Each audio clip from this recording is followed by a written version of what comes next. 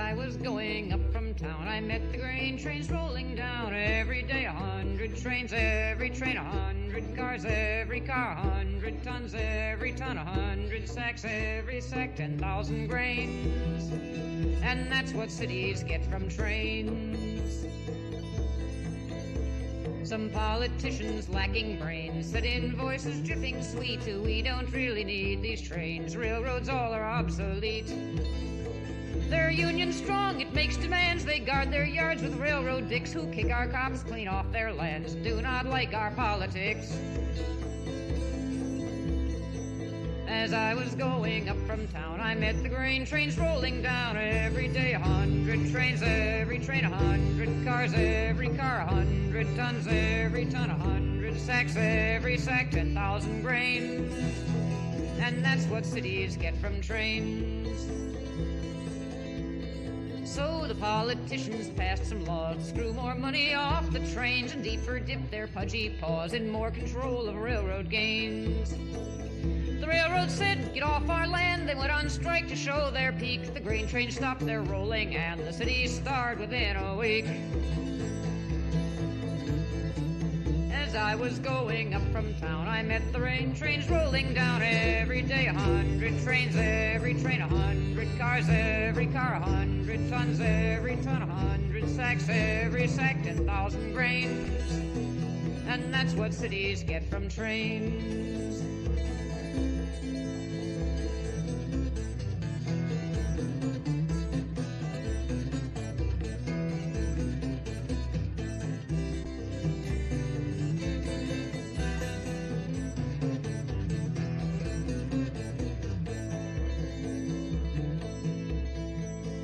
Hunger riots burned and rose and battered down the State House door, and all those fat politicos were killed and eaten by the poor. And with the city out of joint and no more politician men, the railroad said they'd prove their point and sent the grain trains down again.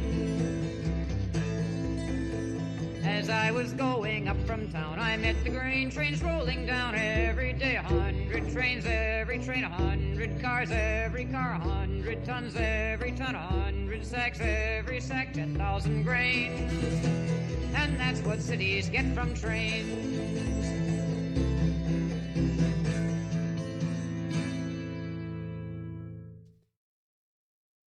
Good morning, Minecraft. Wandering Beekeeper here. How you do? Oh, it is being an exceptional morning today, let me tell you. We have got some fun in store. It is time for Trains and Tech, and we are going to be exploring a bit of both and a little of stuff beyond, and we will see where we go.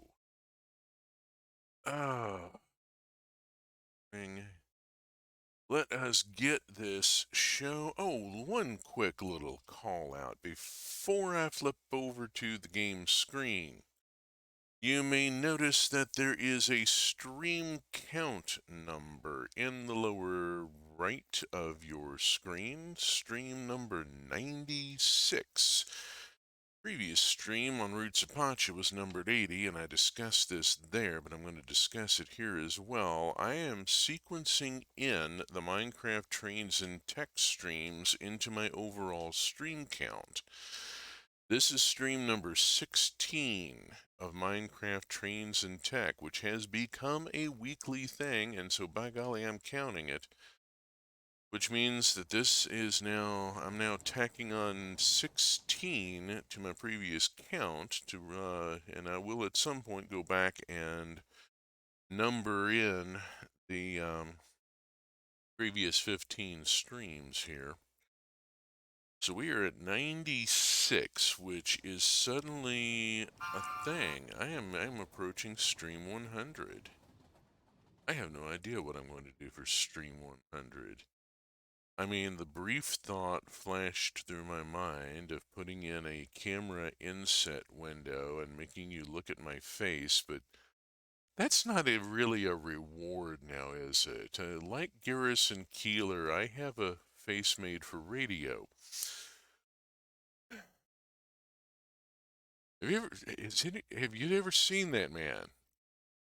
He is an orc. I mean, if you follow Shadowrun and that whole cosmology, there is no question that Garrison Keeler is a spiked baby orc. Oh my gosh, world's tallest radio comedian. I say this with all love and respect because I do admire the man's work and I have emulated him to some extent. It's been a quiet week at Lake Wobegon, town that the decades forgot and the town that time forgot and the decades cannot improve. This episode brought to you by Bertha's Kitty Boutique for people who care cats. Ralph's pretty good grocery. If you can't find it at Ralph's, you can probably do without it. Cheddarbox Cafe, that dim little place down by the tracks on Main Street. Which is how we know that Lake Wobegon has a railroad through it. There was an article, oh gosh, 20 some odd, maybe 30 years ago, in a fanzine called Niekus. Niekus was a quarterly fanzine, had a wraparound cardstock cover. It was a serious, heading toward professional grade effort. Ed Meshkus put a lot of time and love into that fanzine. And there was an article in it, I think I still have that issue, about fantasy model railroading, which is part of what lit the interest that I have in it. I'm going to talk about railroading. Let's at least look at something railroady. You know, like a railroad train going by. Toot toot. Hey, thank you. Lovely timing on the whistle. And there's the refinery, which we are about to go visit. This is going to be a thing. But I want to finish the story about Ed Meshkus and Niekus and the article about fantasy model railroading because it is what lit the spark in my heart that has led to this stream. There is a James Burke Connections moment going on here. If you have not watched Connections by James Burke, find it, watch it. It's fucking brilliant. Oh, there is an adult content warning on this stream. I swear like someone who grew up in a military family. And I make the occasional dick joke and the occasional weed reference. So there's all three of the content items there. I like to get them out of the way early in the stream. Fantasy Model Railroading article talked about model railroad layouts in fictional environments. One of the layouts it talked about was Lake Wobegon. You could easily do a model railroading layout. Oh, hello, Cargo One. Look at that. Cargo One, by the way, this is worth running off and looking at. Cargo One is now hauling a tanker car. And that tanker car is right now full of crude oil because that tank is full of crude oil and it's got nowhere to offload to. But I did add the third car. So, Cargo One is now 60 blocks long. It's another 13 blocks long. I've had to move signals around. Lake Wobegon in Garrison Keeler canonically said the Chatterbox Cafe, that dim little place down by the tracks on Main Street, and that line was enough to spark the imagination of someone to write about it, about how you had all these different businesses that you knew about in Lake Wobegon. And then there's the Powder Milk Biscuit Mill. That's a big factory. And there's fields of hardy winter wheat raised by Norwegian bachelor farmers. So you have their homes out there. I mean, you've got a lot of description here of stuff to put into the layout. And they talked about doing an electric monorail in Lothlorien. Because you know the elves have actually mastered green technology. Willamist drops in with a thud. Hopefully a comfortable thud into a soft nest. You know, lots of pillows. We are looking at a refinery. We are looking at a thumping great oil refinery, petroleum refinery. This is the Create mod, the Create Suite mod, the factory must grow.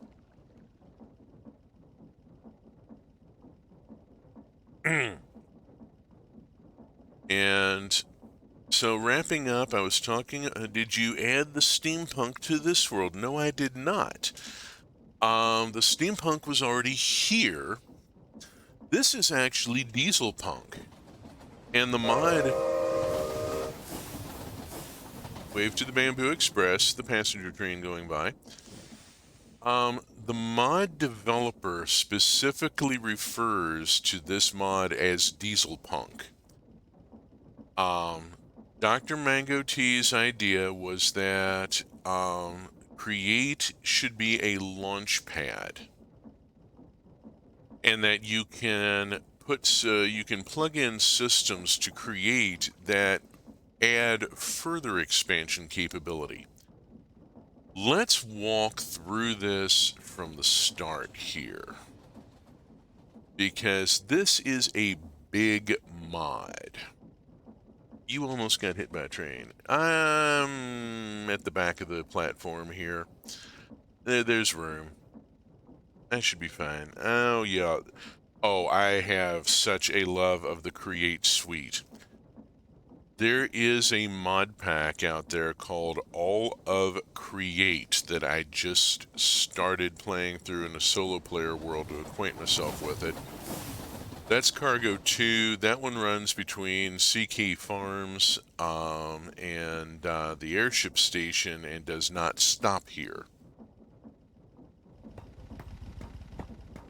Let's walk up this... Oh, listen. We get close enough, we hear an engine. There's an engine running. The factory must grow. Make it seem like you live dangerously. Oh, yeah. You know. I mean, I am running around on a cast iron, on an industrial iron catwalk next to a live railway line, and here's Cargo 1 coming back around. That is a shunting engine and is hauling 2 cars, and it's a lot of train for a Create world. Now, is this the same world you build your city in? No. I have multiple worlds going on. This is the Create Trains world. This is where I have the factory that is built into the Woodland Mansion. It's an Acacia mansion using repurposed structures. I have a monorail up there that goes from one sky island to another sky island. This is also where I have the airship station. And you know what? Let's just Bamboo Express will be back around in a minute. Let's just ride it around for a second while I talk about this, because eventually I'm going to go out to Pump Jack Station, and we are going to look at how the oil is being brought in. But yeah, there's this world which is Create Trains. The Fortezza Abo city build is in a mine colonies world with Create added. It is primarily a mine colonies world. And then right now I'm running a third world that is the steampunk world, that is a specifically steampunk mod pack that has had an aesthetic rebuild, including the GUI, and we're going to look at that the second hour. It is a thing and a half. The Fortezze Ebo City build is in progress, but is in abeyance right now because I'm doing so much in this world. I mean, I built a thumping great refinery here. It is. I'm getting twitchy here. Let's just bounce out there. I'm gonna have to teleport out there anyway. Okay, so we're looking at a bloody great pump jack.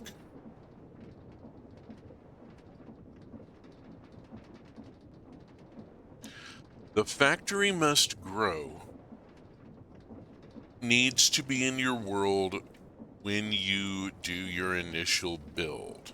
When you do your world create, it needs to be in the mod pack at the start. I added it later, and so I have had to go a fairly long distance out to area that hadn't been chunk generated yet in order to find an oil deposit, because the oil deposits are all the way down at thumping bedrock. I had to come out here. And I mean, I had to come out here. There's the platform, which is in this sort of sea between the desert peninsula and the Badlands. And there's a lot of rail between me and the rest of the world. Like, a lot. I had to come way the hell out here. And yes, it is a pillager tower over there. I'm in peaceful mode, so there's no pillagers. So, I had to bring surveying equipment out and survey until I found, basically, it's a dowsing mechanic. Instead of a dowsing rod, you have a surface scanner that is rotationally powered. So, you're moving around playing oil surveyor and setting up equipment and trying to get a ping, and eventually you find where the damn thing is. What I did is I built a hollow square of cobbled deep slate and filled it with sand. I then used the portable quarry called the Terra Shatterer. The Botaniamod Terra Shatterer is a quarry in one tool. And I built this to be one block larger than the effect radius of the Terra Shatterer, and just dug straight down. Yeah, it's dangerous. But what we ended up with, let me duck down here, there's a chunk loader here, don't mind the chunk loader. What we ended up with here is a hole that goes all the way down to bedrock.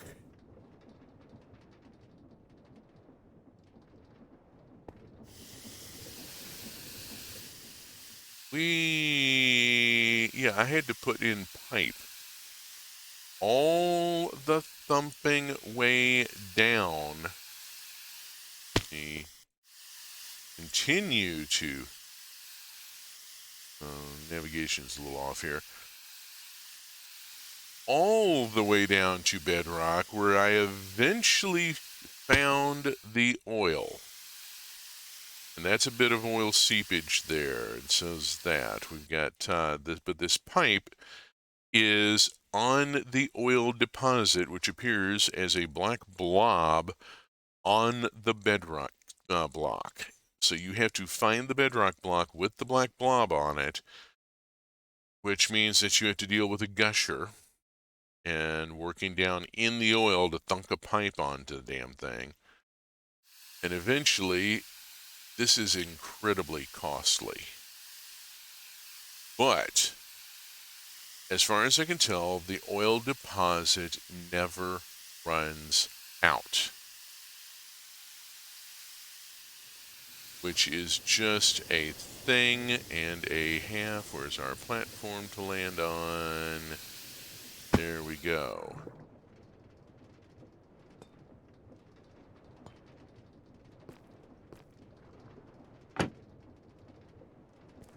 Okay, so the pump jack then sits on top of that pipe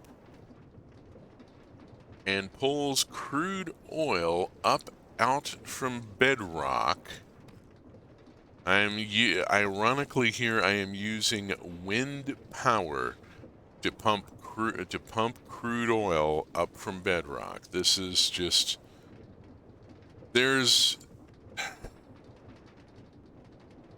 I'm going to have to take a moment to talk about climate change and the fact that it is really fucking real and that we are about to cook ourselves if we don't make some major changes in the way we live, and that in real life, petroleum should be left in the fucking ground. Thank you very fucking much. Minecraft has no simulation of CO2 release effects. It is an infinite environment, which Earth is not. We have got to stop treating our closed system as if it were an infinite resource. So, that said, I am using wind power to pump crude oil. Got a little gearing up here to get this pump going faster and keep this tank full. It is full because that tank is full. That tank is full because the one at the refinery is full. And by the way, yeah, now there's another wind turbine driving the pumps along the pipeline. I've spent some time and effort putting in some girders and brackets and such to make it look better. And then we have this tank, which is full. Now this tank goes up to a fluid loader, and let's just land on the tanker car because there we can see the connection having been made. Now, if there was any room in the storage tank at the far end, my jetpack doesn't like me being on the train. Thinks I'm not on anything solid. Technically, it's right. This tanker car will hold about 45 buckets, and this delay is long enough for the loader to put 45 buckets of crude oil into the tanker car. Once it's in the tanker car, then it has to go back to here and get unloaded.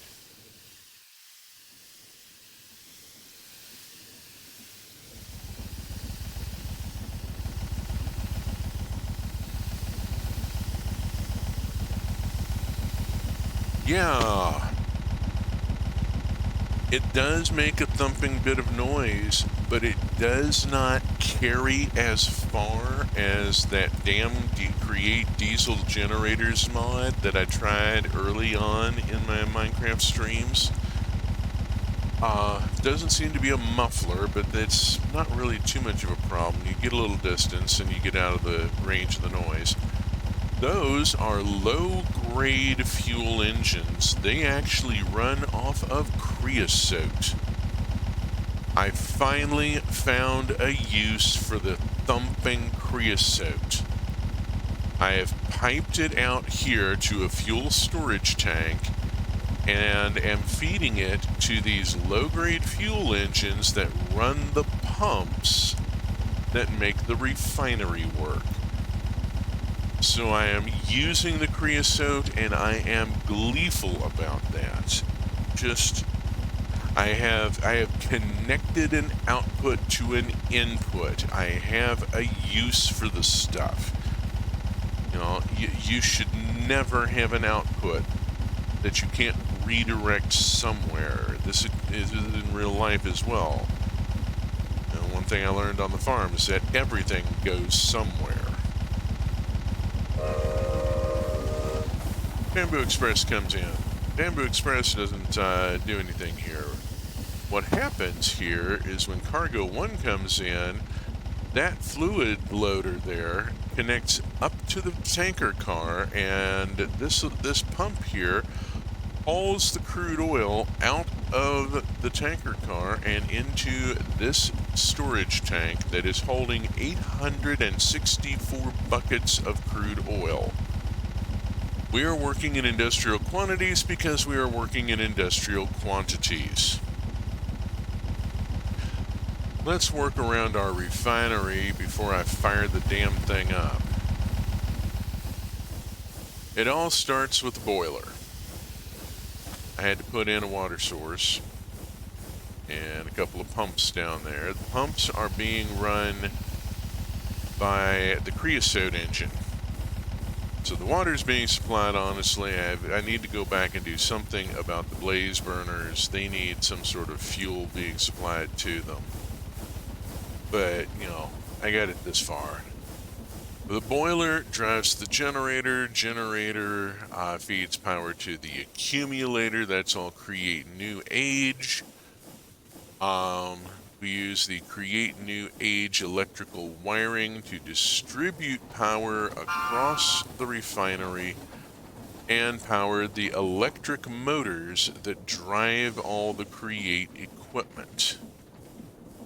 Don't have to worry about maintaining a continuous chain of power and worrying about overstressing because I've connected one thing too many. Create new age lets me just stick another electric motor in where I need it, and I'm done. Now this is the end of the production line. Let's work our way back around here because we're making a lot of shit. We're making diesel. We're making LPG. We are making heavy oil, which gets cracked further, which is what gets cracked further into diesel and lubrication oil. The lubrication oil is used for building diesel engines, or used for running diesel engines. I have not yet built a diesel engine. I need to figure out what I'm going to power with it. I think what I'm likely to do is maybe run this diesel around to Seakey Farms by tanker car, because I can do that. I've already got a tanker car running crude oil. I just need to put another tanker car on to run diesel.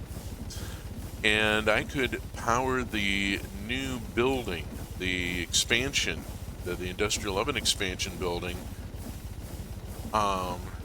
with a diesel engine. That could get all sorts of fun. Although, you know, I've got so much power already from the on-site power plant with the bioethanol. I'm not sure what I'm going to do with all of this yet. I'm still looking at it. Let's look at the fractioning column and see how this works, because the distillation tower here creates a fractioning column. This pump here, which is not currently running, it's powered by this low-grade fuel engine, which runs off of creosote. It's got a fuel supply. It's got plenty of creosote in it. All I have to do is throw the lever. It will kick on the pump and push crude oil into the distillation tower. The crude oil is heated, and I'll have to light the blaze burner. So the crude oil is heated, and as it does, it forms a column. It goes up the tank. It expands up the tank. And literally depending upon the height, it determines what you get.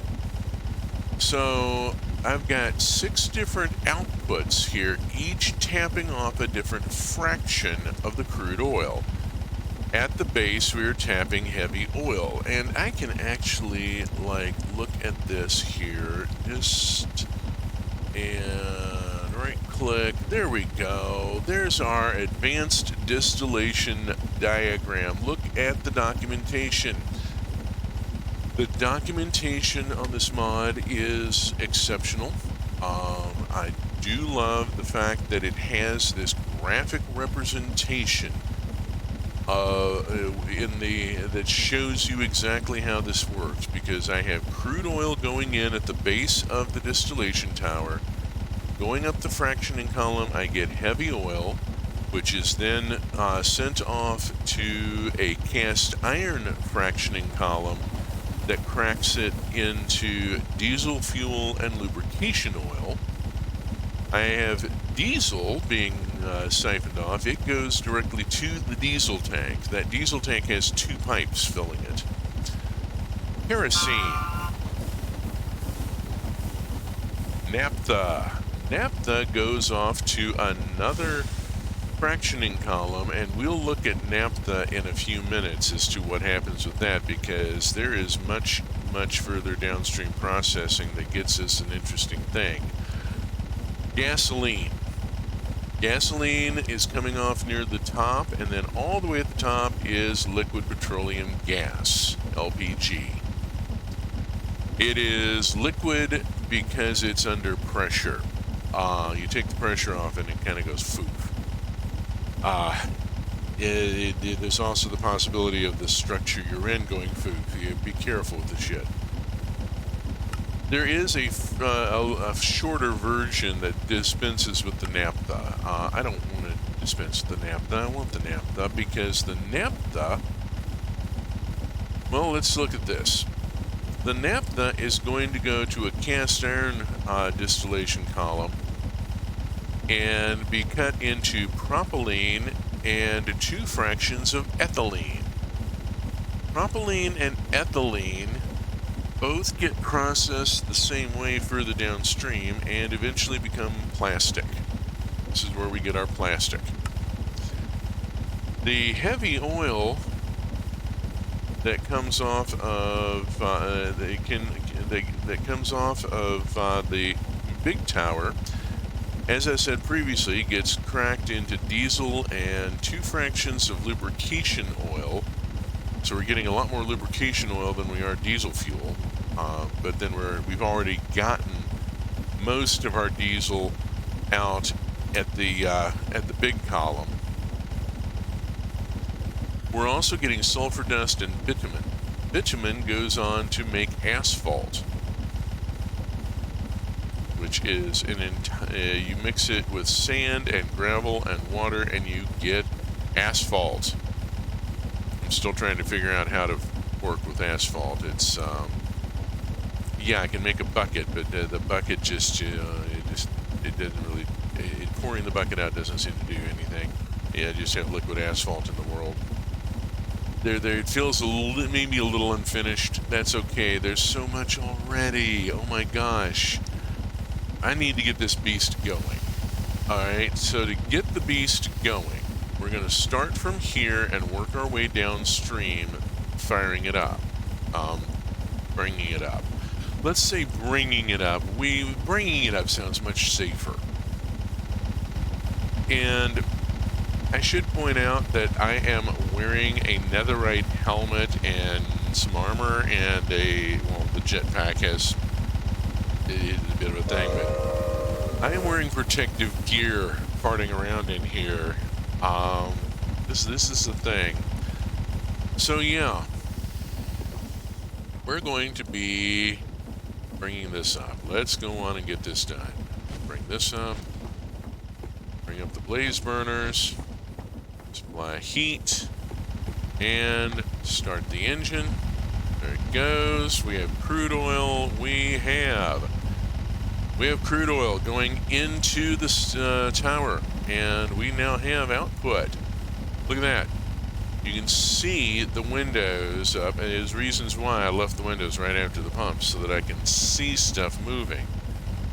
I got heavy oil coming in. I am now processing. Which means that this is coming down, which means the next time cargo 1 comes around, it's going to unload crude oil into this tank.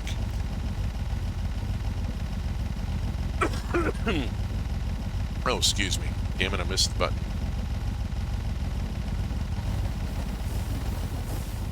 Okay, that's cargo 2.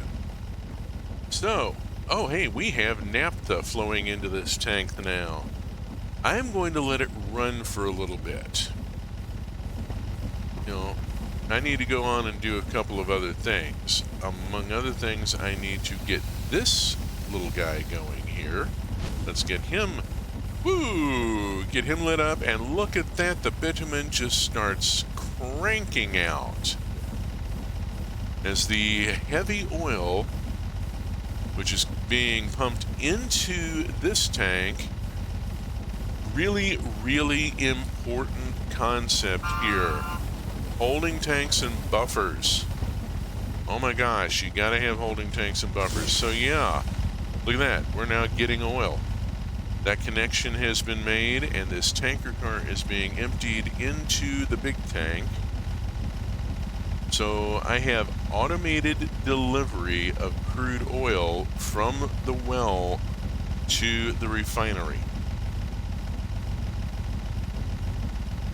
This took a while. I have to say, this took a while. As usual, I started with raw materials, fabricated all the components, did all the assembly. The best way to learn the mod is to work through it.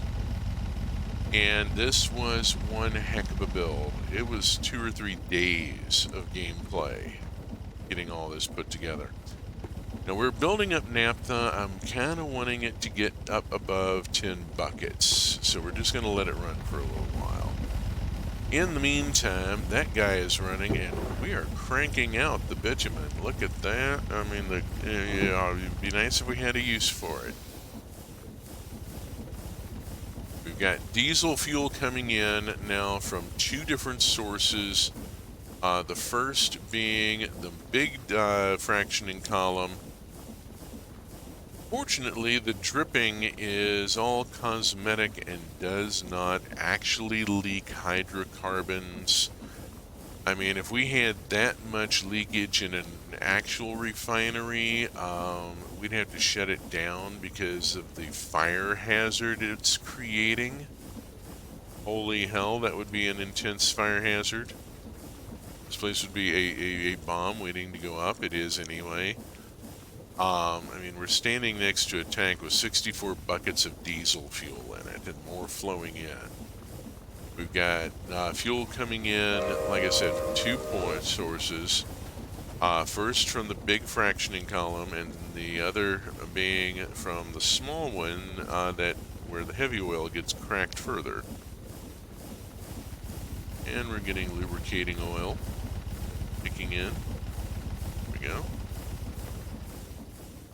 I'm not going to see any things stored there. All the power is going straight on through. We have LPG here. We have gasoline here. I built these tanks very large on purpose. That is a slow drive because it doesn't need to be a fast drive. Alright, so what's going to happen here is we're going to take the naphtha downstream to its own a cast iron column. It is going to get cracked into propylene and ethylene. Both of those go to a industrial mixer. Essentially, the stuff gets frothed into liquid plastic, and both these feed into the same tank because they both create the same output product. Both the ethylene and propylene become liquid plastic. You just have to you have to crack the stuff and process it separately. Polymers. Long chain polymers are a thing. When I was in high school, I went out to DuPont on a field trip, and the guy leading the field trip did a demo at a lab table at the front of the room at one point. Did a demo at a lab table where he made plastic by pouring liquids together and stirring and stuff, running an electric mixer at one point. Get it frothed up. All right. We have 18 buckets, that's plenty. Let's fire this up. When we do, we got ethylene coming in. We got propylene over there. Now that ethylene and propylene is going to feed straight on through to the basin. We're not going to see it accumulating much in the tank because it's going straight on through to here as liquid plastic. The liquid plastic then gets put out. The liquid plastic gets pumped to a basin and stomped into plastic sheet. So this is where your plastic comes from. Plastic comes from dead dinosaurs that should have been left in the ground. There are bioplastics. There are ways to make plastic that do not involve petroleum hydrocarbons. We're just not doing it enough. And contrary to what they tell you, most plastic is not recyclable.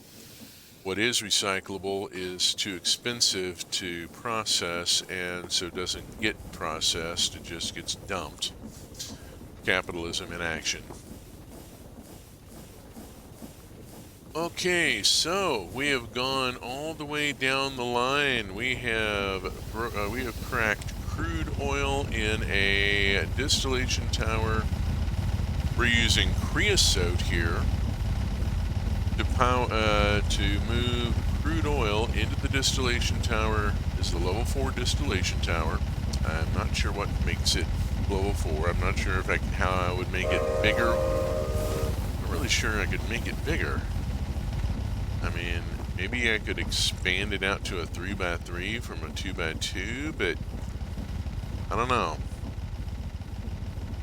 Not sure that's possible. As it is, though, we are moving some crude oil through here. This is why I put such a huge thumping tank here, and why I spent a couple of days letting this run while I worked on other stuff. Other stuff is worth poking into briefly before we move over to the steampunk world. Oh, let's see. Let me think about where I'm going here and where I'd like to be. Under the sea, in an octopus's garden, in the shade. Let's see. Bamboo Express is out at Airship Station. It's going to be there a while. That's Cargo 2 whipping by. And I need to go to CK Farms anyway, and the Bamboo Express, I don't think the Bamboo Express stops there. Bamboo Express don't stop here anymore. Let's go to Farm Station. Okay, CK Farms has been seen before in the stream series. This is built primarily using Create Central Kitchen. This is where I make all the food that is sent to the automat at the airship station. There's what's currently in the vault waiting to be delivered. Rather a lot of stuff.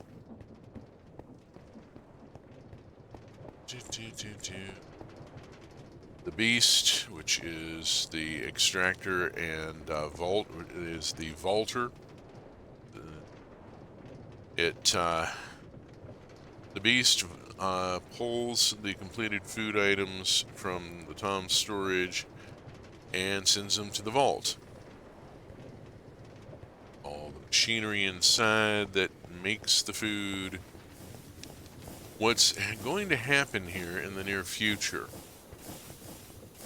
is out here. I have cleared some space.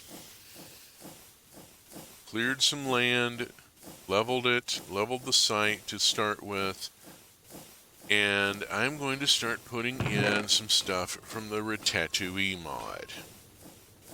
Create Ratatouille introduces, oddly enough, it does not introduce a Ratatouille recipe. What it gives you is an industrial oven. I have already made the components.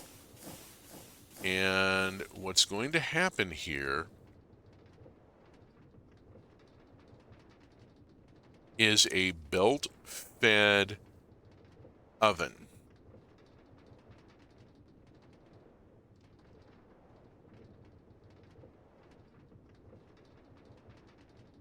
I have made the parts to build this system.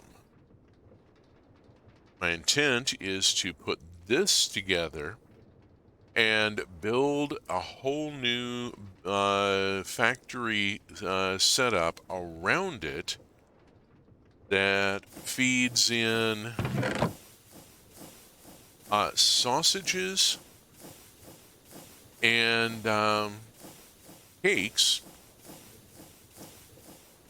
The sausages are made using Crete Ratatouille systems.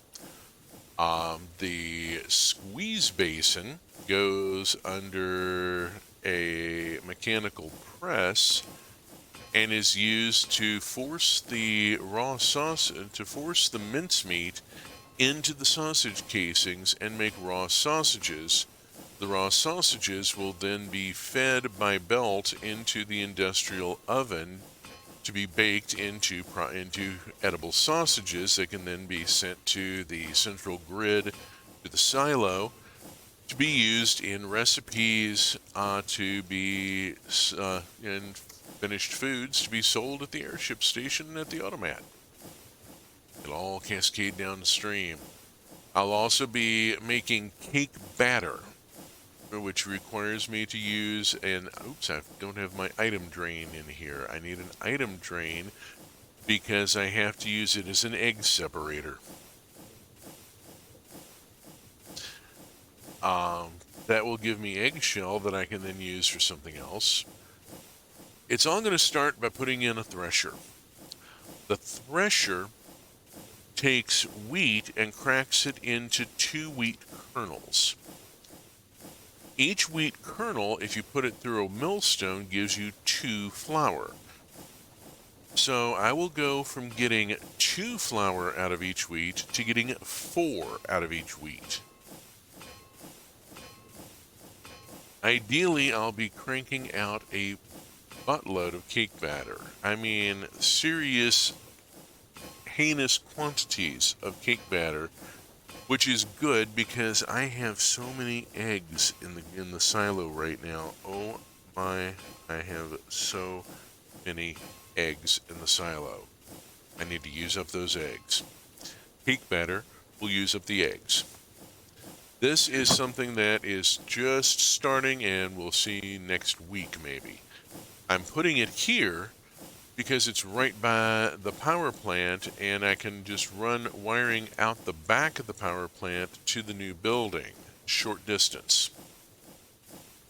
And loading is simple. All I have to do is run an inventory cable over here, which I think I've already done. I'm pretty sure I ran it in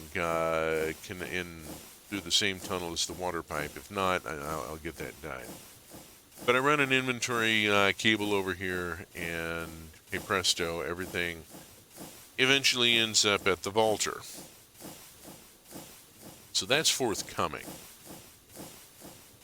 Lots of stuff happening here. Let us go back to front porch.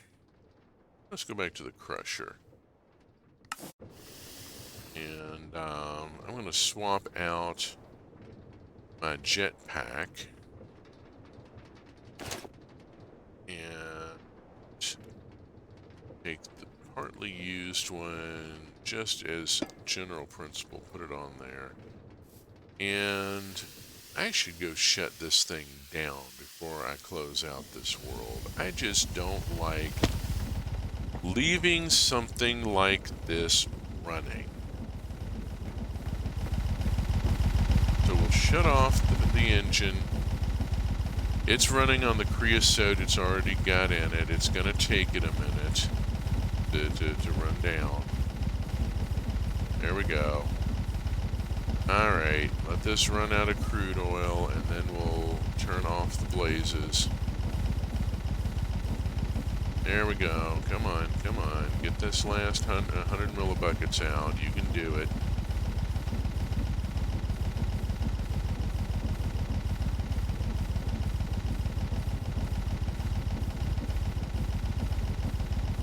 Yeah, let's do it.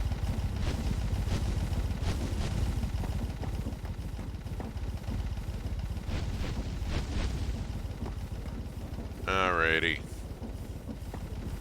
And we'll go shut this guy off, which will shut down the flow of liquid plastic. Liquid plastic had built up in the tank enough. The output is simply not fast enough to keep up, which is fine. This is why blaze burners tickle me. Oh yeah, so much of Minecraft is so overt about, yeah, we're just going to take a little bit of hell and wad it up and stuff it in a machine. Oh lordy, the electricity systems. Create New Age is really overt. Immersive engineering and electrodynamics also get into it of, yeah, we're just going to, send you to hell for the materials to make these batteries. You're going to take some brimstone and wrap it in lead and derive power from it. There's something just fucking evil about that. Okay, so in just that few minutes, the refinery ripped through half this giant tank. Give that a thought. We are way outpacing the tanker delivery. I would need multiple tank cars running to keep up with this thing. The throughput on this is just terrifying, heinous. I mean, a couple of different words come to mind. Let us see if any. Yep. We got a connection. We got no oil. This is not an oil run. This train is bound for glory. This train is bound for iron. This train is bound for redstone. This train is bound for coal, and eventually it'll come back around to the pump jack for oil. It's all environmentally unsound. It's wildly environmentally unsound, and I mean, playing through this makes it painfully obvious why we should leave this shit in the ground. And did I mention the fact that the coke oven actually does produce CO2, and you have to have an exhaust pipe to vent it? Where the CO2 goes is it just goes. This is Minecraft. It is quite possible to vent something into the void and have it just not be anymore. Some mods even have things like void pipes where you can pipe stuff into this one little segment of pipe and just infinitely dump into that because it just unmakes the stuff you pump into it. That stuff just isn't anymore. Must be convenient, Unfortunately, we live in a closed environment where every output must be connected to an input. There's really not an option there. There is no option, Living on a farm teaches you real quick. Anything you don't want on the farm, you have to haul off it yourself. There is no garbage pickup on a farm. You have to haul your own garbage out to the green boxes. That's a whole thing. Teaches you a few things. People, maybe there should be some sort of, rotation that you, instead of military service, have people spend one summer working on a farm.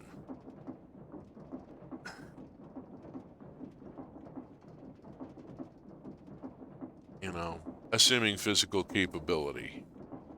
There are always other things that can be done. let's see. We have. That's the Bamboo Express, and it's going up to Airship Station, which is. I think it is about the time. It is getting to be about the end of the first hour and time to flip over to the steampunk world. We have seen the refinery, we have seen the oil processing, and if I go out to the pump jack, this will take just a second. We will see that this will start dropping soon as Cargo 1 makes a stop here.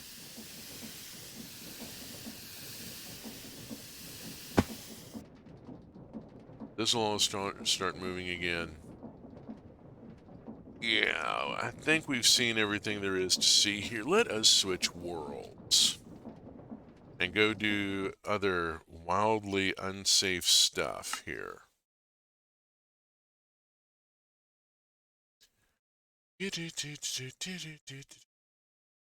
This is my own mod pack. There's 54 mods in the Create Trains world that I am doing all this in. That's actually a fairly low count given some of the mod packs out there. Let us bounce out of there and go to the BRB screen while I start up the next thing here. To Steampunk launch. This will take a moment. Good heavens.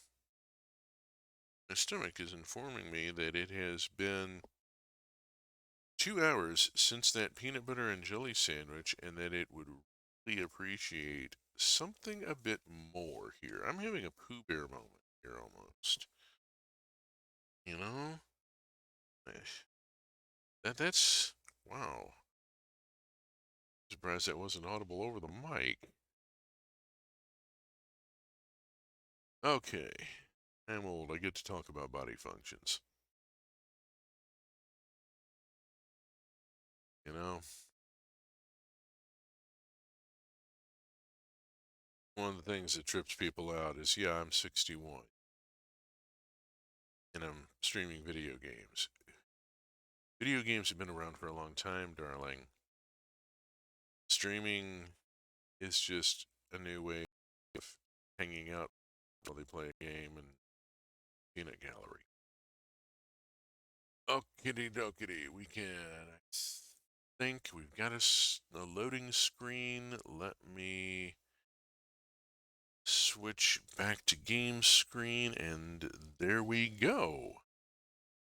Hey presto, should see we should see mine crack. Yes, we do in fact see the Mojang logo already. Brilliant. Very good. Ready. This will take a while, and a big shout out to some people. Luna Pixel is one heck of a team.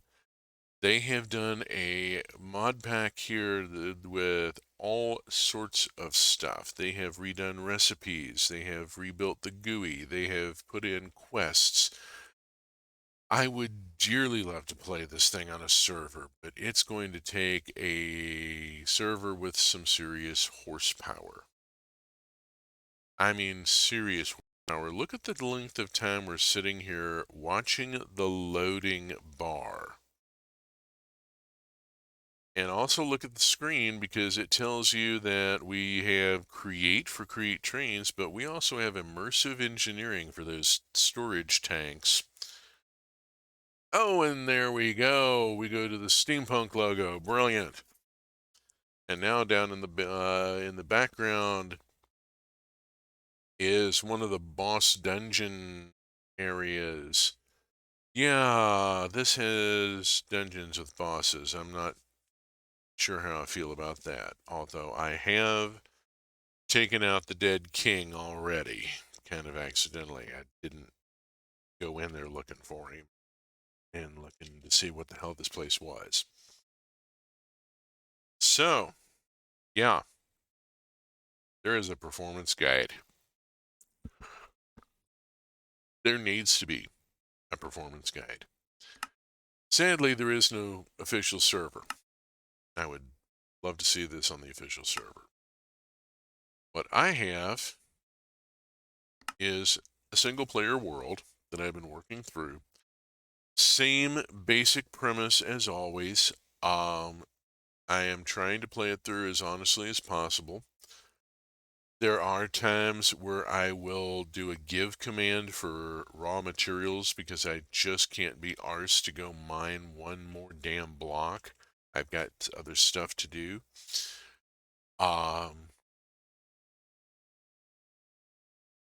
But for the most part, this is all built with honest playthrough. I am playing in a peaceful mode. No, I'm not. This world isn't in peaceful mode because I've had the bosses. Right. I'm used to playing in peaceful. I'm also a little ripped. Don't mind me. It's Saturday morning. I have a right. And now I'm also old. I have arthritis. And I also have hypomanic bipolar, which, I don't really talk about enough. There is a whole stigma around mental illness that needs to be got rid of. I have bad wiring. I am on the autistic spectrum range, whatever word you use. I am neurodivergent. I have a T-shirt that says neurodivergent AF with a big infinity symbol over it, and it's a white infinity symbol on a purple T-shirt. I like it very much. I wear it as a warning label. Yeah, the traditional medications for bipolar, one of them is Neurontin, also known as gabapentin. And the traditional medications for bipolar flatten the affect horribly. I'm not going to go out there for a second. I'm going to stand here and talk. While I was on medication, I could not write creatively. It destroyed my creative abilities. It flattened me out so much I lost the ability to do anything creative, and that made me so depressed that we had to discontinue the medication. The side effects were simply intolerable. I'm not the only person who's had this. Billy Martin lives in New Orleans. A great person. Look them up online. They sell all sorts of neat shit. They're a hoodoo practitioner and root worker and so forth, and generally interesting person. They used to be known by another name and as a writer, and I am going to dead name them with their permission. Billy Martin has given permission to let people know that he used to be known. I should be using a he pronoun, not a they. I'm sorry about that.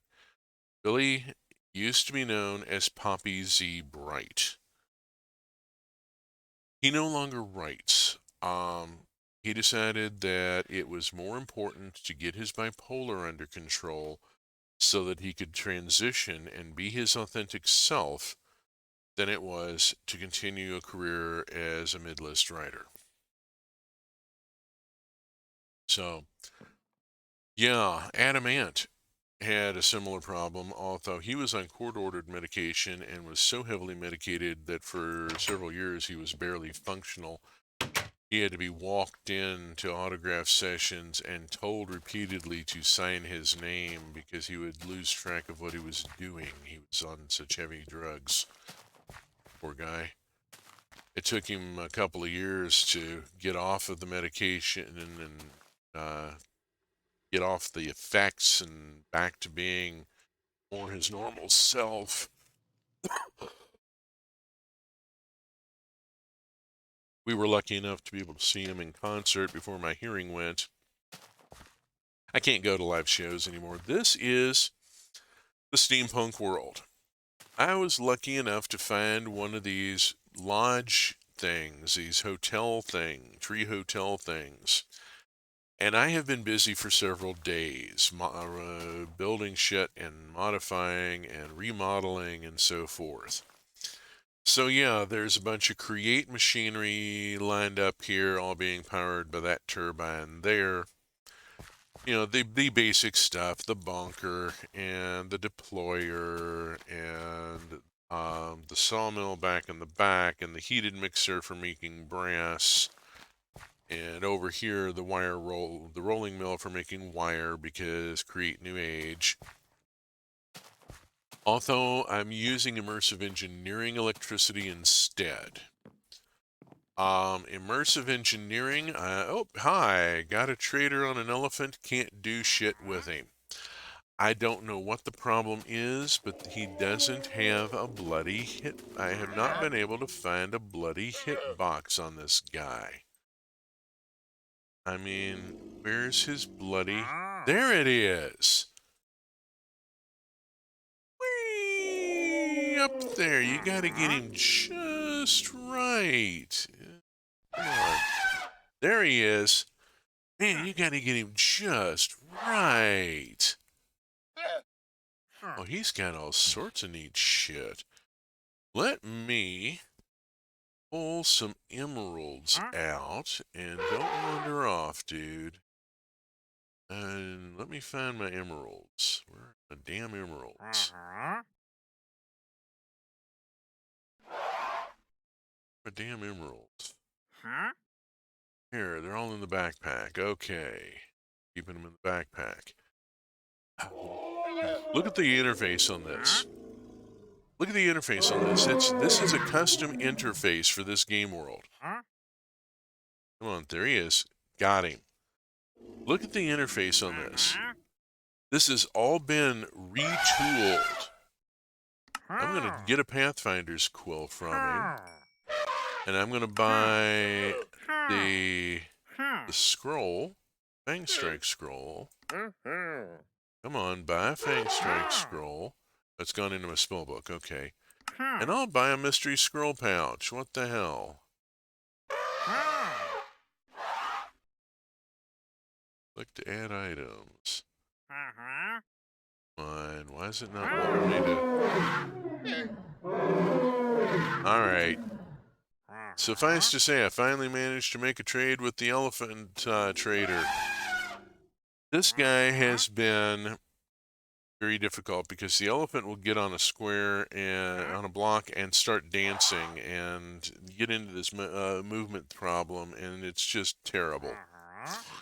Okay, putting away of emeralds and stuff. Look at the interface on this. Yeah, I mean, it's the steampunk world has redone this the whole GUI is redone.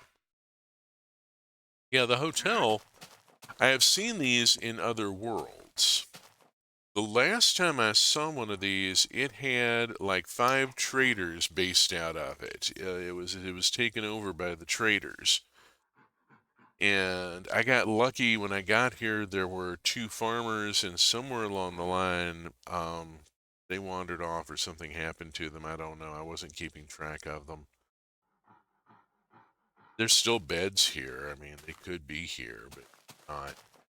A lot of stuff going on here. Okay, so immersive engineering I've done before. I've done a whole stream about it. So we've got the windmills connected down to the relay, connected down to the MV accumulator, which is a whacking big nickel acid battery.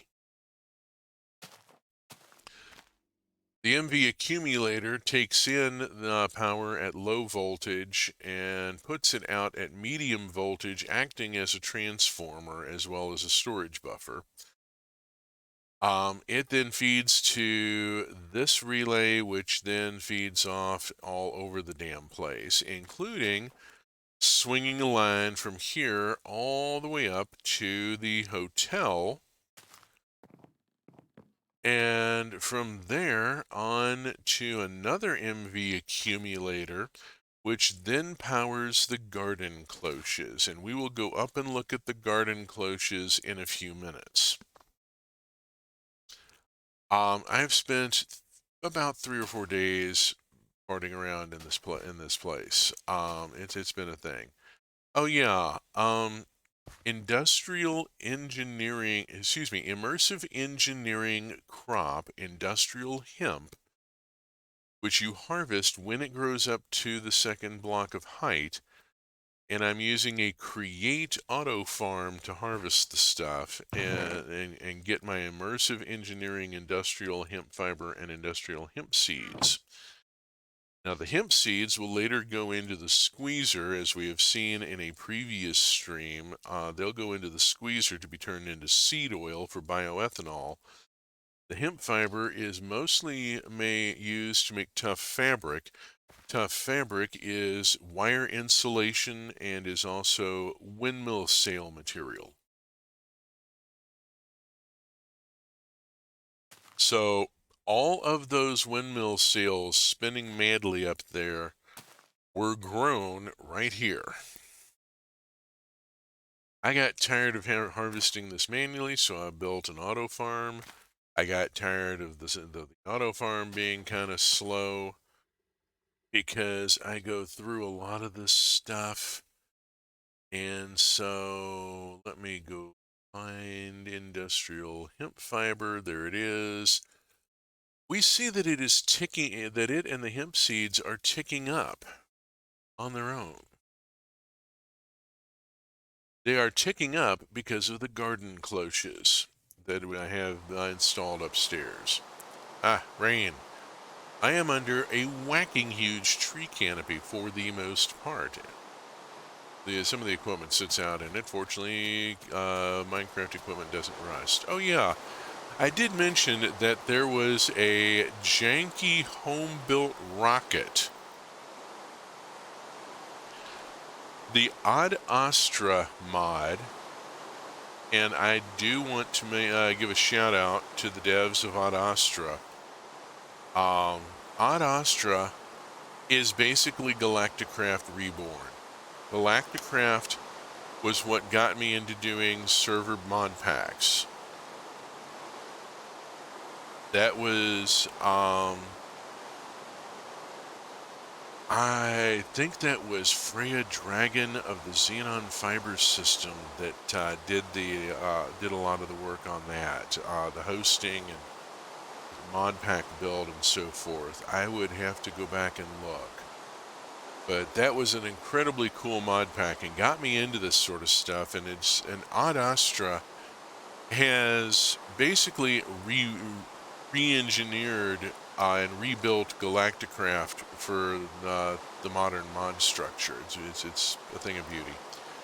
I have a field of flax growing here. I don't have an auto farm on it at this time because I don't need it. I haven't needed the flax so much.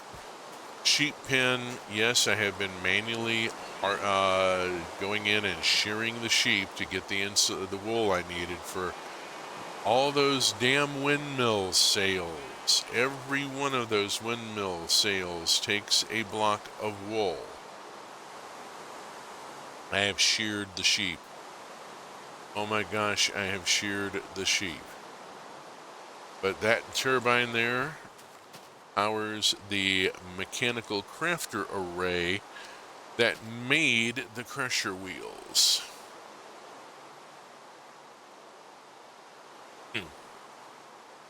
I've had some fun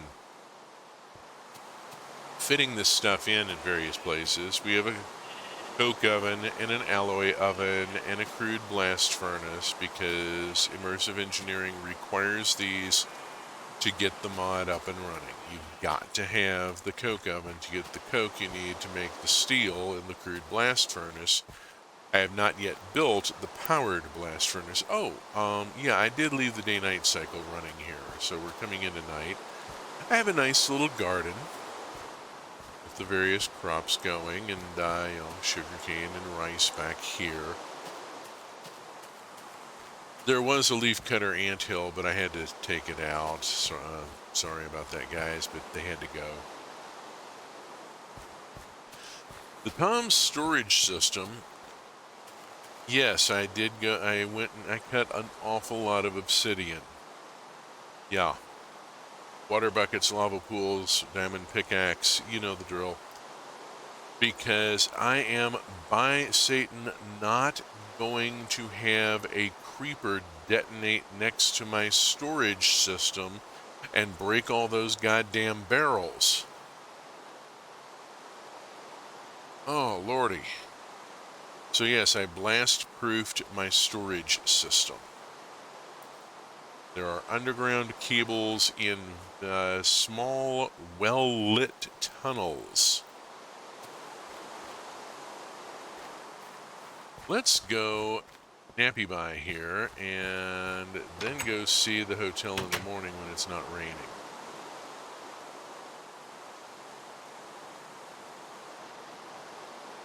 The hut I'm sleeping in, by the way, is pretty much unmodified. It still has the loot boxes in it that still have some seeds and shit in them that I never cleared out. This is as built by the World Gen. This is very much not. I took out most of the seating so that I had room to maneuver. This is the NASA workbench where I built the rocket. Anyone who has ever played Galacticraft will recognize this block and structure, and again the GUI. This is so Galacticraft. Rocket parts currently empty. Yeah, we're hearing a bug. That's probably a giant ladybug. Yes. I haven't done it much with computer craft yet. I got the computer up with a disk drive and a giant monitor for display, and haven't had time to do anything further with it. Banner I found in a haunted house and brought home so I could mark the door as to which door goes out to my sleeping quarters. Regular old blast furnace and standard throughput oven here. I've done some modifications, added some skulls. Put in the work areas. Over here is the work area for irons, spells, and scrolls, with a scroll forge and an arcane anvil. Haven't done a lot with them yet, but I do have the ability to huck some spells here. That's sounding a little weird. I don't like the noise. It sounds like a silverfish. The fuck would a silverfish have come from be? This is a wooden structure. Like one piece of cobblestone. The whole damn place, you know? Oh no. It seems to be over here.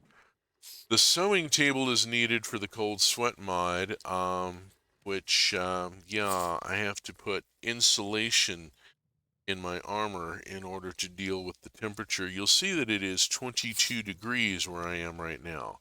Look at the right end of the hot bar. That little box with the number in it is the thermometer. It is 22 degrees where I am right now, which is comfortable. You know.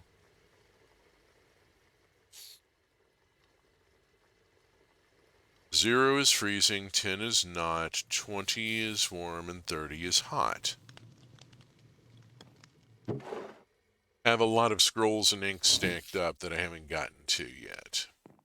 Engineer's workbench for immersive engineering, where I make things like vacuum tubes and incandescent light bulbs. The incandescent light bulbs were needed to make the garden cloches. Yes, I keep talking about them. We will to go see them in a few minutes. I gotta putz around here. This is for Tetra, and Tetra is confusing the hell out of me. I am trying to figure it out. It's a whole new mechanic, and it's very confusing, and the documentation is weird. Let me just show you this.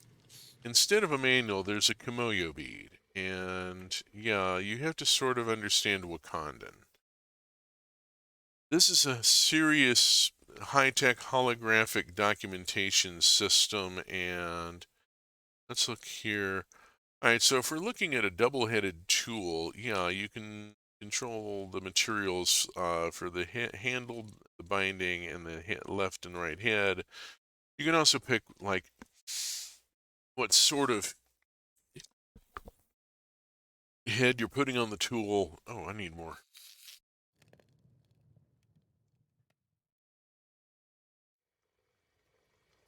Coffee there. There we go. It's yeah. Okay. Obviously, I need to up my game as an engineer and learn Wakandan. I mean, they've got a level of tech nobody else does. Come on, you know. The storage system inside has copper bars over it rather than obsidian so that I can expand it if need be. I could expand it into this space by adding more barrels. Also, it looks fucking cool, you know? Um, let's see. Farmer's Delight cook pot here, and there's a storage terminal right there so that I can get at my stuff if I need to. Let's go upstairs here. Upstairs is a misnomer because we're actually going to go up a rope. That is a Tom's storage inventory cable. It looks quite different in this world. The graphics have been retooled. The recipes have been retooled. I had to get brass technology up and running with Create before I could build a Tom's storage system. The inventory required a brass casing to make it. Up the rope and jump off here. And we jump off here and go look at a couple of things. First off, we're going to go look at what used to be the hot tub for the hotel. I took the campfire out of the bottom and put a pump over it. And this pump is now supplying, an electrically powered pump is now supplying water. I'm beginning to wonder if I've got a spider or something up in the top somewhere. It sounds like I've got a critter. Now, it may just be a giant ladybug. I've had a giant ladybug wandering around, and it's harmless. It's trippy because it looks kind of like a spider. It looks, it wigged me out at the initially and didn't like it. Oh, this is a trophy wall.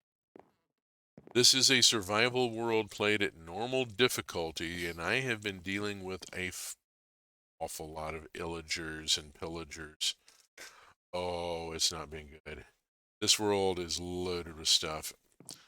Now over here, this is an arcane flower that I've got growing. I'm still figuring that out. Here are the garden cloches. Let's look at them from outside first.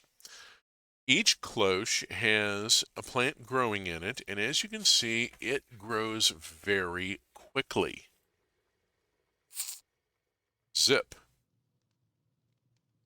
The garden cloche is basically continuously bone mealing the plant. And so the plants grow really fast. I gotta find that whatever is making that noise. It's bothering me. It's gonna cause me a problem sooner or later. Yep, there we go. We can see them growing here. The pipes here supply water from the hot tub pool. Ran the pipe underneath the platform. There's our MV accumulator, taking the power from those windmills and swinging it up as low volt and acting again as a transformer. It's taking in medium voltage and putting out low voltage. The cloches are low voltage equipment. They don't need high voltage. They don't even need medium.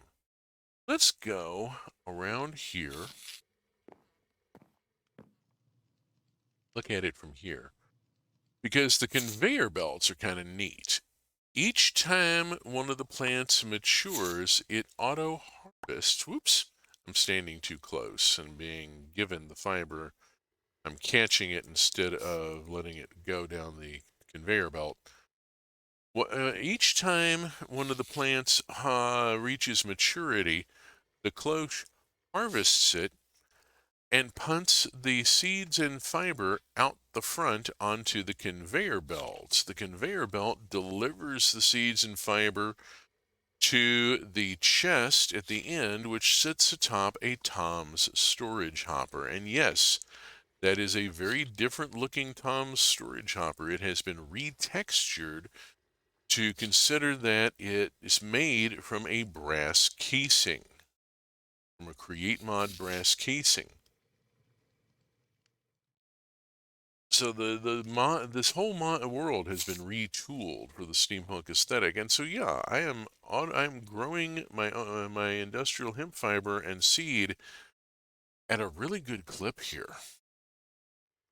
I'm gonna need it once I start biodiesel or bioethanol. Gonna need the seeds. So need them to make seed oil. So all sorts of stuff going on in the hotel. All sorts of stuff going on. Whoops, it's not a door. Outside the hotel, where is that bloody noise coming from? Oh, the crusher is set up to feed into a Tom's storage hopper. There is a buried cable beneath us that goes from there all the way under the lodge and connects to the storage on the other end. So I can gain access to the storage from here. Uh-oh. You, where are you? I hear you. Where are you? Somewhere? There you are. Oh, yippee. You want an archer's duel? I'll give you an archer's duel, Jackhole.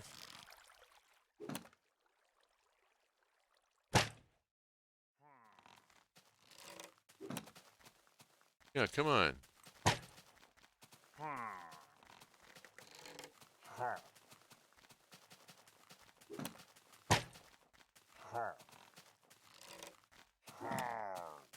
Yeah, I know you're down there. A Vindicator or something down there. Not a Ravager. Pick off these guys first. Ah, got him. Of course, now I'm voluntary exile.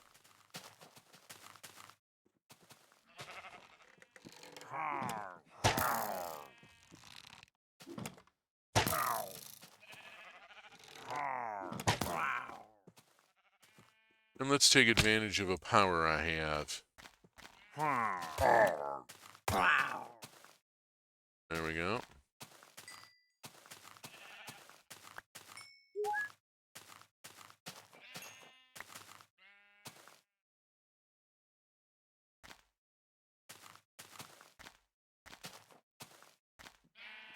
Now they could have pathed up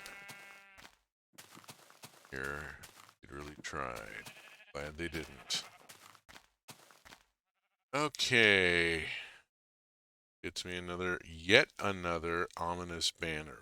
Holy shit, I've got rather a lot of them at this point. Excuse me, sorry.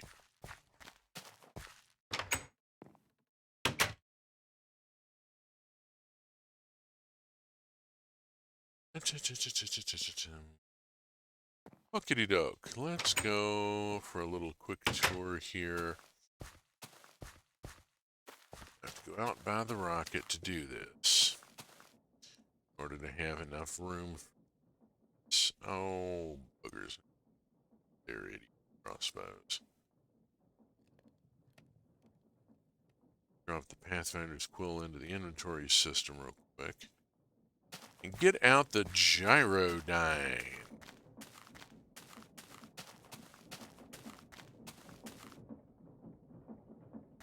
And let's go have a look at this place from the air and see what it looks like.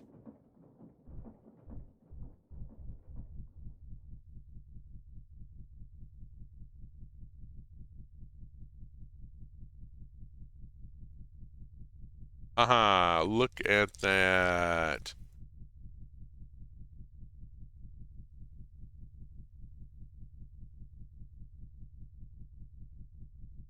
Yeah, that was a pillager house that was right by me that I looted and cleaned out.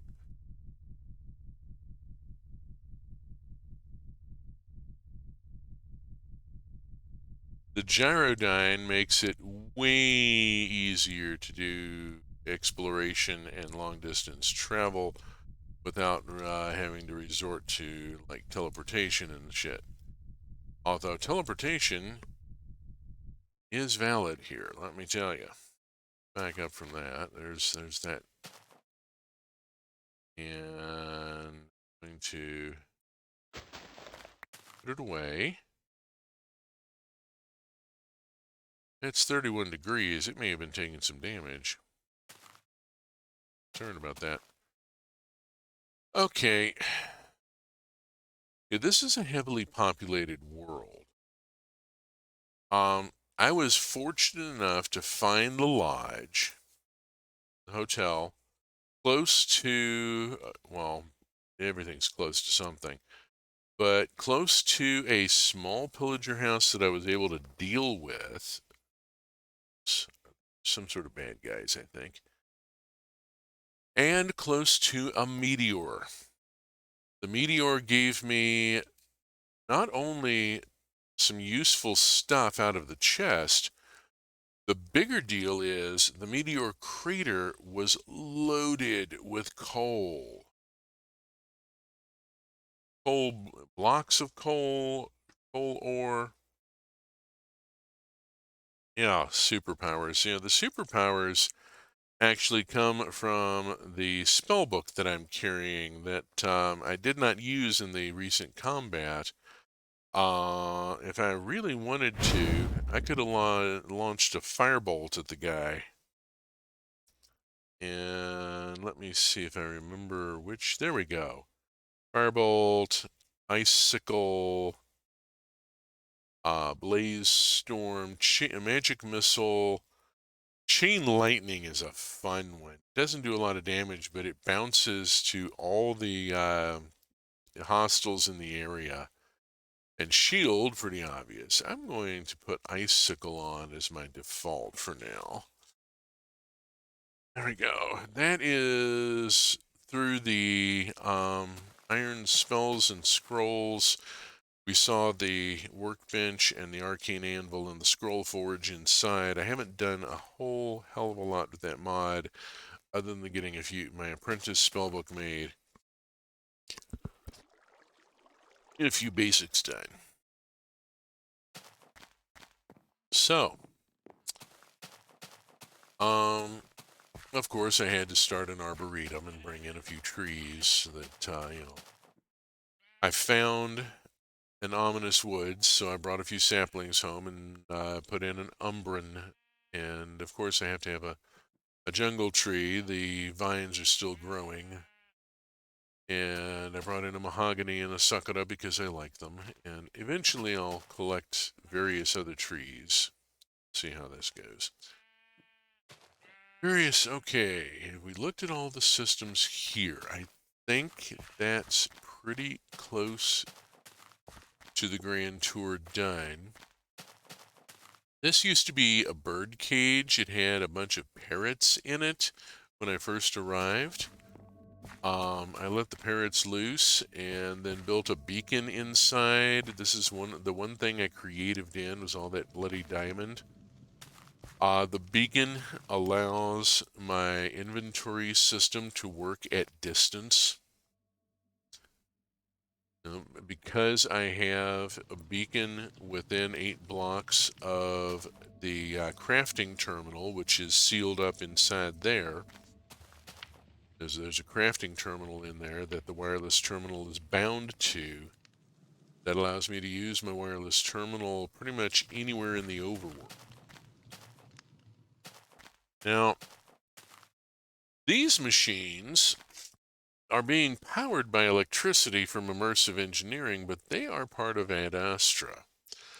This is a fuel refinery, and it takes oil and turns it into rocket fuel. Right now, there's nothing in it. I need to go get some oil. I'm going to do a couple of teleports to do that in order to do it quickly. Over here, we have the oxygen loader, which is a bit low on oxygen and needs water, and we'll take care of that as well. And then in the middle is the compressor, which is used to make plate out of ingot. And Ad Astra is kind of picky about using its own machine to make its plate. You know, you've got to get it made by the correct mod in order for the tagging and so forth, yada yada. So let us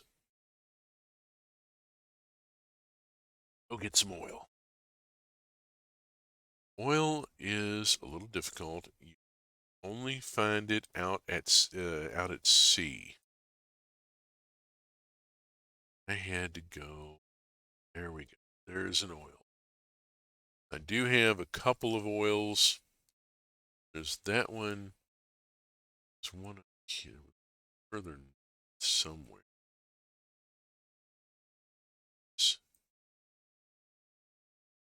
Oh, whatever. I'm going to this one. All right. And splash. Fortunately, I am wearing a helm with respiration 3.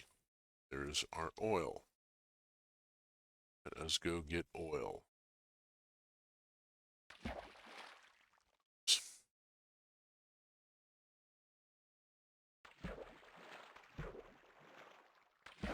Oh, shoot. I got the water instead of the oil. There we go. I'll make sure I get the oil block.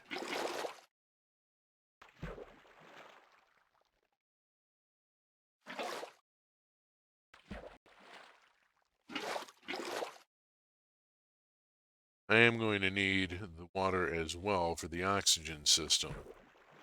So it's not like, you know, screw up or anything. I get a water here. Oops. Too much, too much. Alright, something got to go in the backpack so that I can pick up. So what am I hearing? It sounds like a whale. Oh, I've got Alex. Alex's. Whoops. What's that? Just went by. Alex's mobs is in this mod pack, so. Oh, why is it throwing bucket? I don't understand. I've got slot. Where did it throw?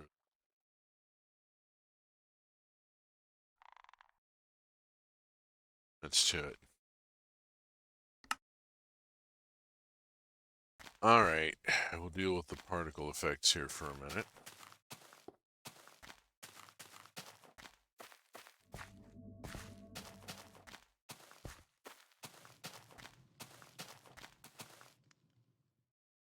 Ockety dockety. Load oil into the refinery. Oil loaded into refinery. And we have 1, 2, 3 buckets of fuel. Ha, ha, ha. Take our fuel buckets and we go all the way to the other end where I put the launch pad out at the edge, just in case. And we fuel the rocket. The rocket is now fueled.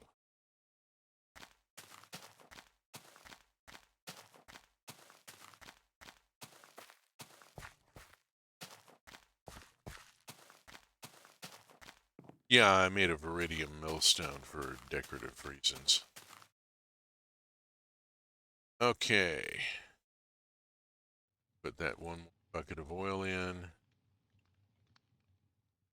And we get 1, 2, 3 buckets of fuel out. And we will take those to the rocket and put them in the rocket so that we have a full load of fuel to take with us. Here I will snap these in. Make oxygen from water. We need a lot more water. Good news being I don't have to go out to the ocean for water. I just have to remember where it is. It's over here, thank you.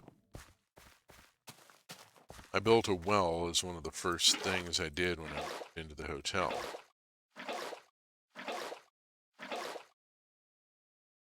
I have 4 spaces, I have 4 buckets.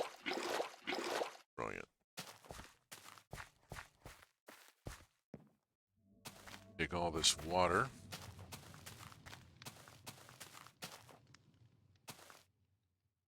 This thing, annoyingly, doesn't seem to be willing to take input from a pipe.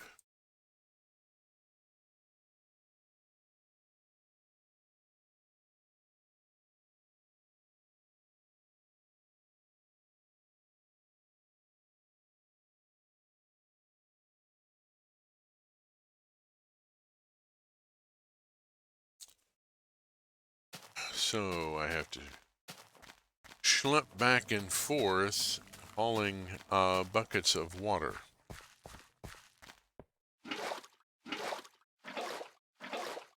Very steampunk. I'm about to go to the moon, and I have to start by carrying buckets of water to the oxygen machine.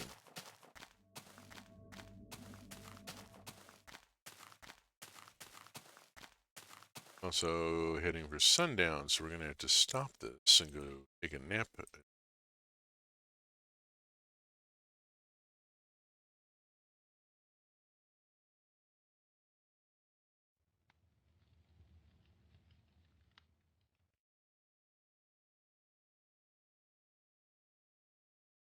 Okay, that should be enough oxy. Let us... Oh.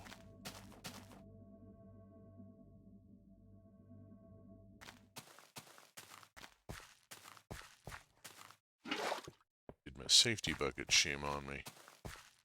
It's a mining safety bucket.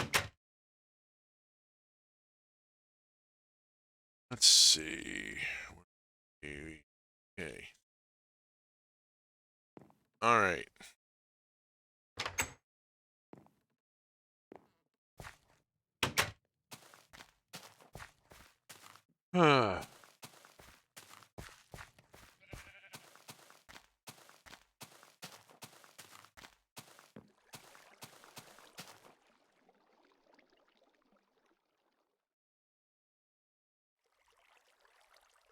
Load fuel into the rocket.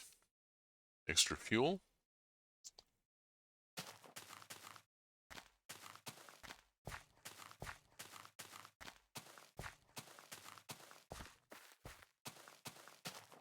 And off this way. And other things here that I need to do. Let's put these buckets away and get this out of the backpack. I have a spacesuit. Have spacesuit, will travel.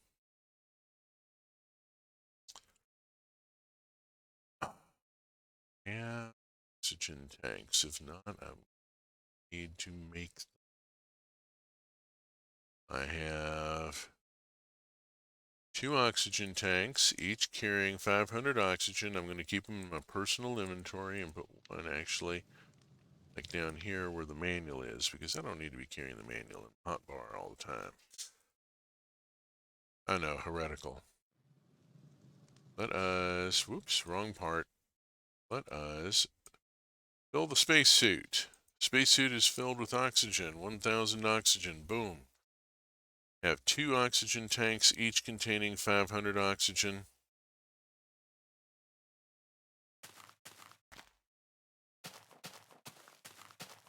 Very, very important to take air with you. There is no air there. You know, it's the moon. And out to the rocket.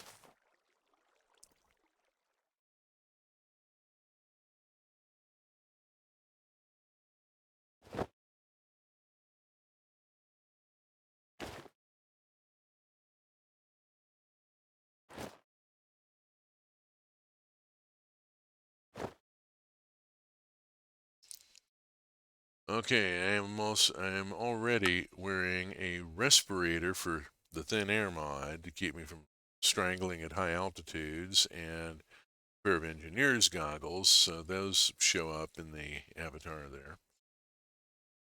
And we'll put the armor in the backpack in order to clear some space. I'm also going to put my flax seeds and shears. I won't need my agricultural tools.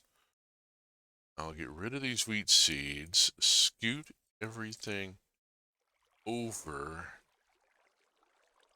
I need to trade the torches, or where is, I thought I had it in my backpack. I thought I had some glowstone and I'm not seeing it.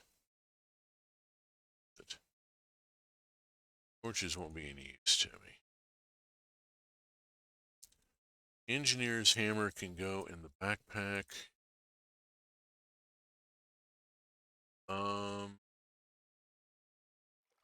It's through. Yes, I'm carrying a number of books. This is a steampunk mod. There are manuals. Book of Skills is nothing to do with that, but does improve a lot of skills. It allows me to spend my experience to improve some of my abilities. There's other stuff going on. The Astroducts, which is the manual on how to go to space. Okay, I think we are about as ready as we're gonna be. I've got my spacesuit. I've got oxygen. I've got fuel.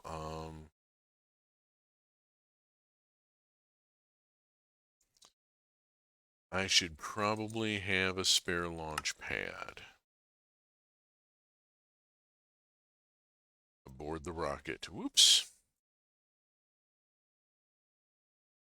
Aboard the rocket. There we go. Put a launch pad in. Board the rocket. Last check. Space helmet, space suit with full of oxygen, space pants, space boots, oxygen tanks.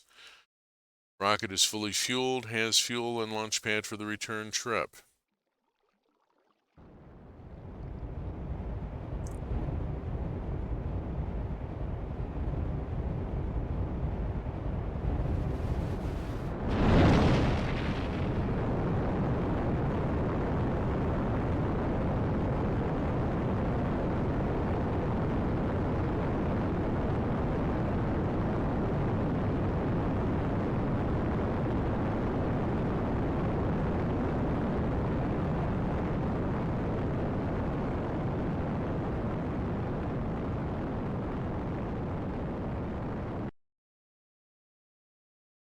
It's a bit of a rough ride up to orbit.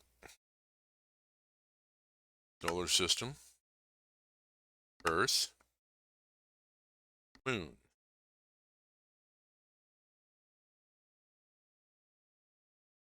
Okay, we are heading down for our landing. I'm going to let us drop free for a minute. Then cut in the jets, and slow as for the final descent. Still can't see anything below us yet. There we go. Got lunar terrain coming up.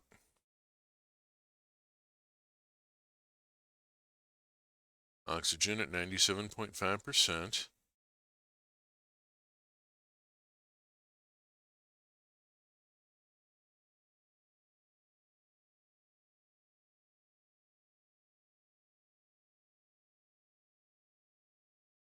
Or forward, down a half. Down a half. Or forward.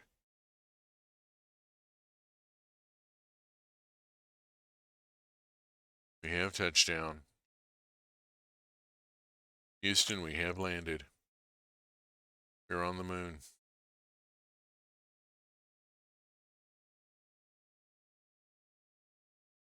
Oops. No. What I meant to do. There we go.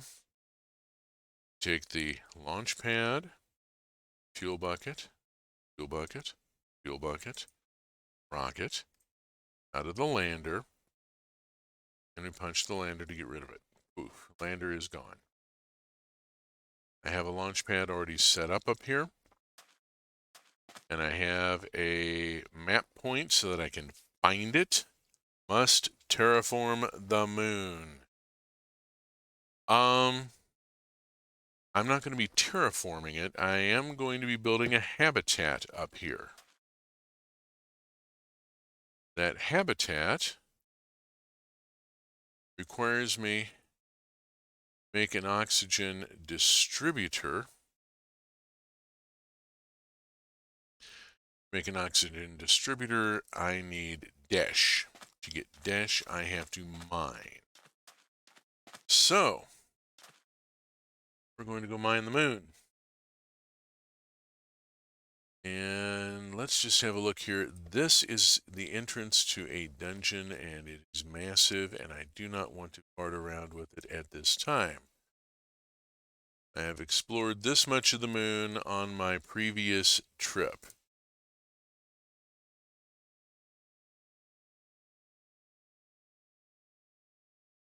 I would like very much to find a lunar tower, but might be one. Sure.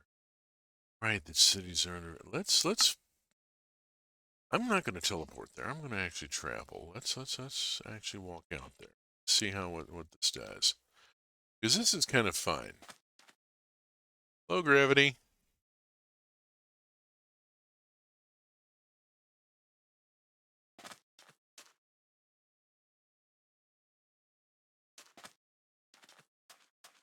Oh, I got a voluntary exile. But that's a village. I don't want to go into it. Shit. Alright, instead we're going to go out and check this brown area here.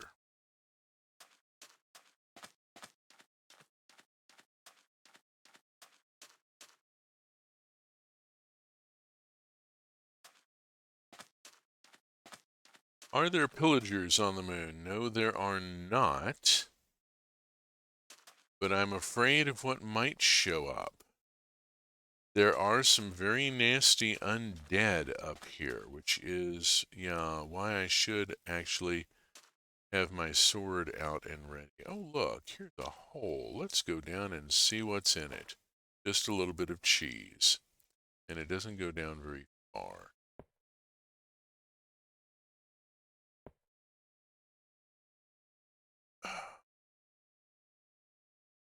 Dang it.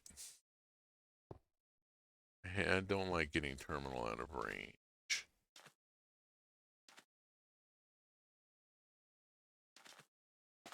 Need to add a layer to my beacon, I think.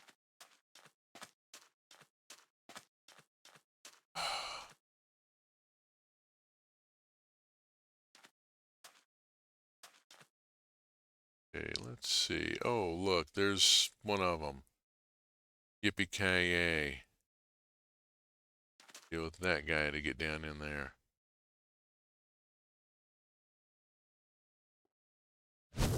Ow. He throws ice spikes. He's also undead, hence the rotten flesh. Gross. That. It's cheese. Damn it, I did not bring lighting.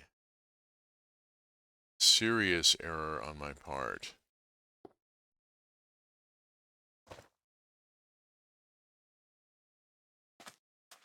That. Oh, that's sand. Threatening to do what sand does. Fall on me.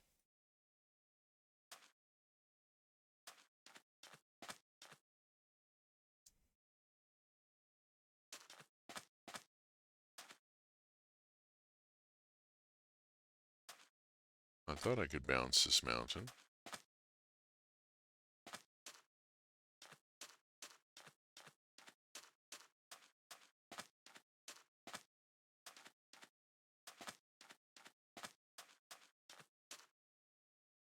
We have landed apparently on the dark side.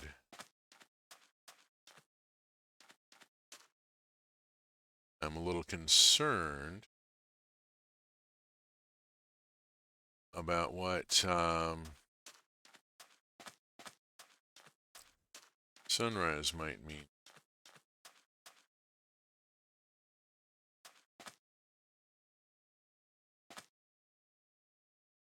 All right, we're heading for that, whatever it is.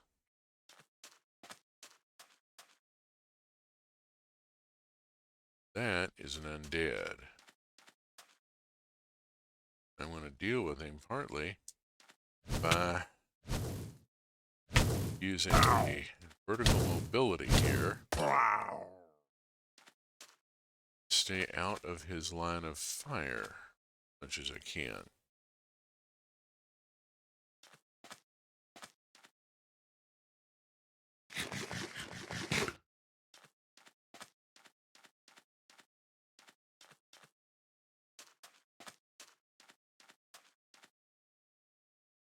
Yes.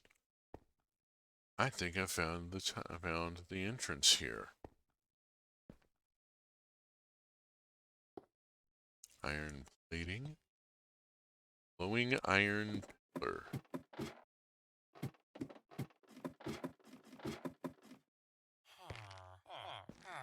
Oh, hi! I have found moon people.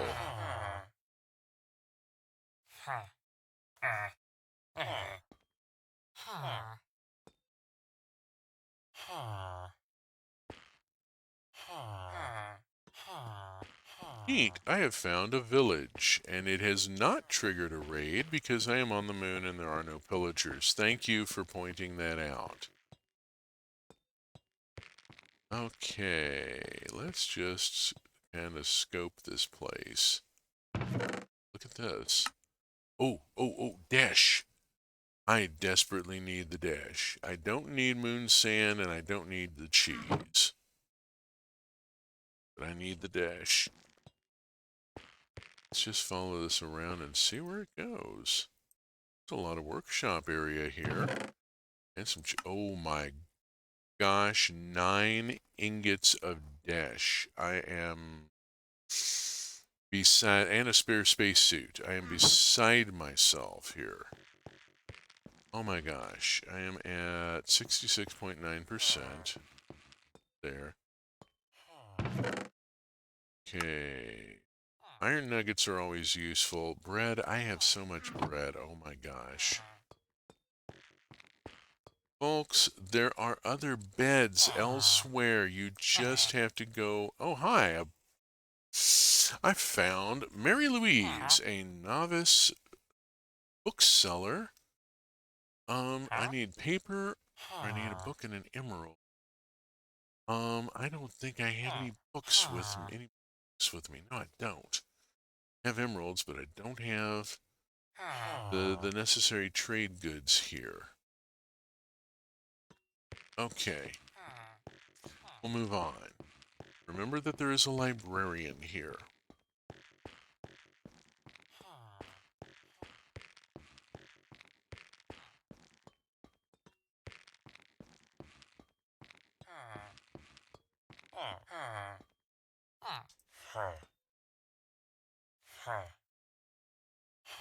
This one is a cartographer, and I can trade with the cartographer.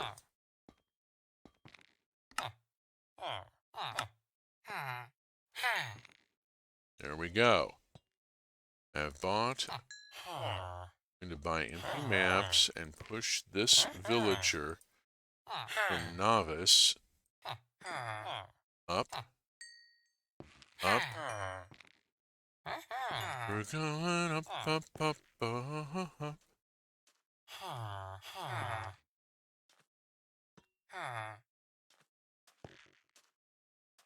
This one is selling space helmets and space pants. Could be darned useful. Let me get more emeralds. This is why I accumulate. What are you? You are not a guy I need to talk to. I'm going to buy a spare helmet and a spare pair of pants. Oh, you know, it has 2 pair of pants.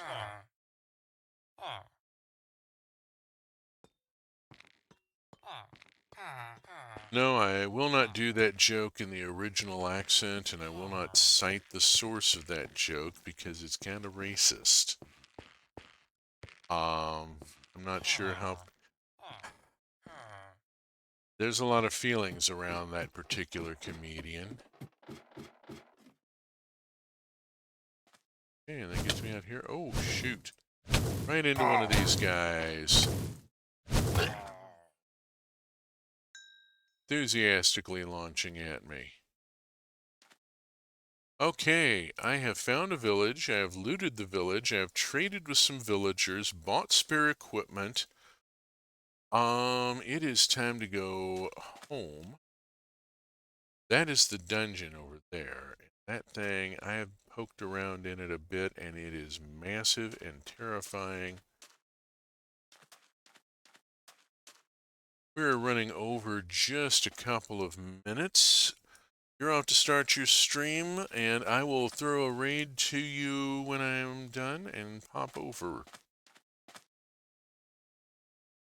Boogers, I'm not going to quite make this one.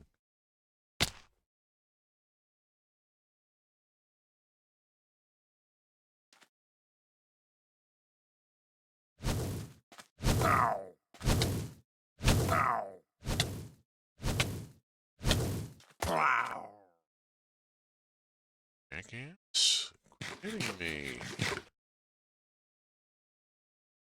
Bust my suit, and I'm really in shit.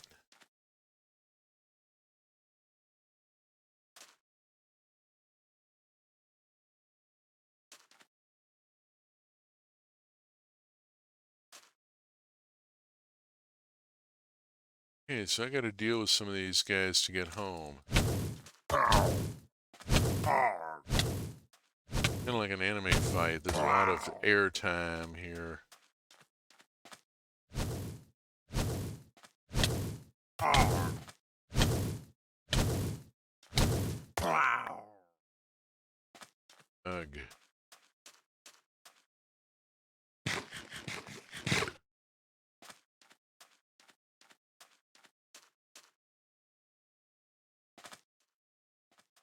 Shit. Ow. Wow.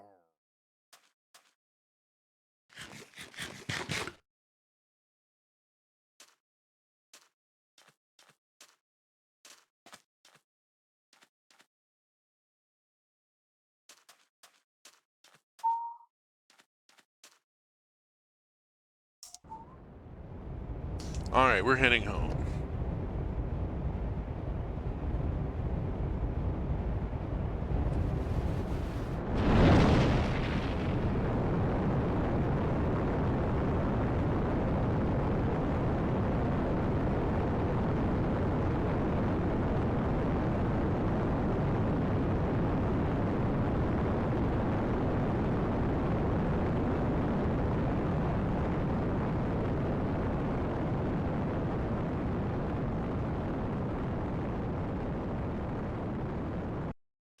And here's our familiar navigational system. We could go to orbit. I can go... If I had the materials, I could build a space station. I intend to do so at some point. I love building a space station.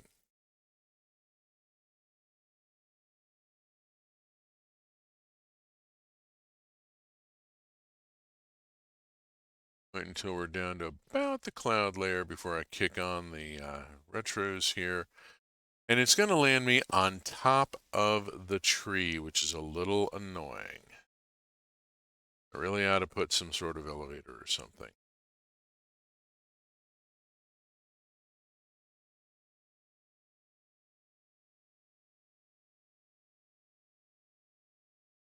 There we go. Successfully landed.